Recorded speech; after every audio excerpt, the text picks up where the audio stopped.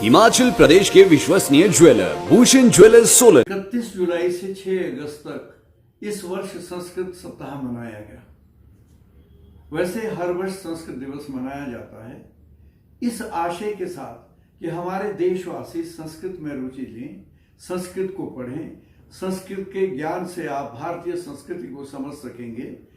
जैसा कहा भी है कि संस्कृति संस्कृति निहिता, हमारी जो संस्कृति है, हमारी जो सभ्यता है, भारतीय संस्कृति है, वो संस्कृत में पूर्णतया निहित है। संस्कृत के ज्ञान के कारण से हमें संस्कृति को बल मिला है इस देश के अंदर। और जैसे कहा भी है कि इमा सर्ववाण्य सुधा पाई वाण्य अपभ्रंश भूता विकार स्वरूपा परम संस्कृत ईशा किलैकैव भाषा जनिस्थान मासाम प्रकृत्या कृतर्या। दुनिया के अंदर लगभग 3200 से 3600 के करीब भाषाएं बोली जाती हैं। उन भाषाओं का उद्गम स्थल संस्कृत को माना है। ये हमने ही नहीं, पूरे विश्व के बड़े बड़े जितने भी विद्वान हैं उन्होंने ये स्वीकार किया है। जर्मन के शोपेनहायर हुए हैं, ड्यूरांट हुए हैं और अन्य कितने विद्वान, मैक्स मूलर जैसे लोग, वो ये मानते हैं कि संस्कृत सारी भाषाओं की जननी है। और जैसा मैंने अभी कहा कि संस्कृत के कारण से पूरा विश्व जो है वो एक समय में ओतप्रोत था और वैदिक संस्कृति पूरे संसार में थी। और वो भी वैदिक संस्कृति का प्रचार भी संस्कृत की भाषा के माध्यम से हुआ था। मेरा ये अनुग्रह है कि संस्कृत को पढ़ना पढ़ाना प्रारंभ करिए, संस्कृत का ज्ञान अपने बच्चों को भी दीजिए। इससे हमारी पूरे देश की भावनात्मक एकता बनेगी, राष्ट्र में जो है ना एक एकता आएगी और भावनात्मक एकता के बढ़ने से पूरे देश में एक अन्य ही प्रकार का वातावरण होगा। जो छोटी छोटी हरकतें कुछ लोग आज करते हैं उससे सब लोगों को निजात मिलेगी जब हम अपने भारत के समृद्ध साहित्य को पढ़ेंगे। राजा भोज ने अपनी धारा नगरी में एक बार प्रयोग किया। लकड़हारे से पूछ रहे हैं भेष बदल करके, लकड़हारे क्या तुमको ये बोझा बहुत तो नहीं लग रहा?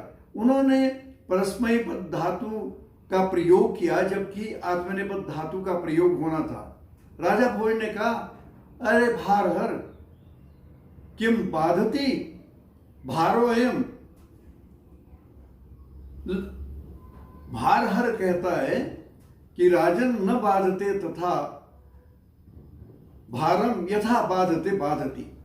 राजन कहते ये भार मुझे इतना नहीं लग रहा है जितना आपने परस्मैपद धातु का गलत प्रयोग करके जो है संस्कृत को अशुद्ध रूप से बोला।